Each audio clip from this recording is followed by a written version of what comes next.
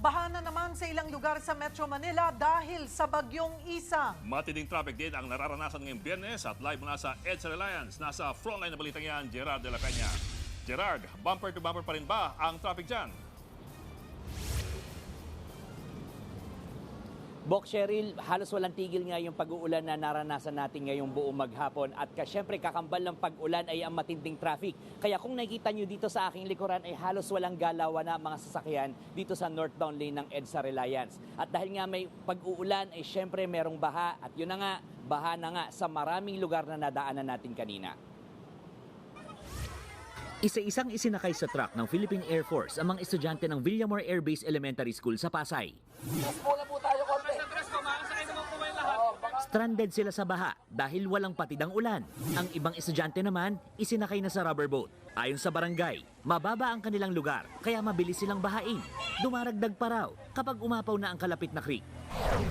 Sa Mandaluyong naman, nagpatupad ng rerouting sa bahagi ng Boni Avenue sa May Silo Circle. Nahirapan kasi ang mga motorista nang dahil din sa baha. Nag-embudong mga tricycle ang bumungad sa kahabaan ng kalsada ng barangay Pinagbuhatan sa Pasig dahil din gutter deep na ang baha. Ganyan din ang naging eksena sa kalye ng barangay May Tunas sa San Juan.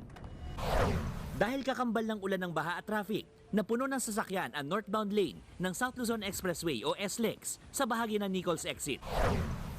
Samantala, nagbigay naman ng libreng sakay sa LRT 1, 2 at MRT 3 ang Department of Transportation para sa mga commuter. Bok Cheryl, bukod dito sa EDSA, silipin din natin ang lagay ng trapiko dyan sa North Luzon Expressway. Sa mga oras na ito ay may nakita na rin tayong build-up dyan sa Balintawak Toll Plaza at pati na rin dyan sa Valenzuela Interchange at dyan sa may Mindanao Toll Plaza. Kaya nga ang payo ng mga otoridad dun sa mga may balak bumiyahe lalo na ngayong long weekend, siguraduhin may RFID kayo at meron itong load para maging maayos yung pagbiyahe natin. Bok Cheryl. Maraming salamat, Gerard de la Peña.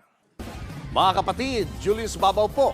Para sa komprehensibo at makabuluhang balitaan at talakayan, mag-follow at mag-subscribe na sa social media pages ng News 5.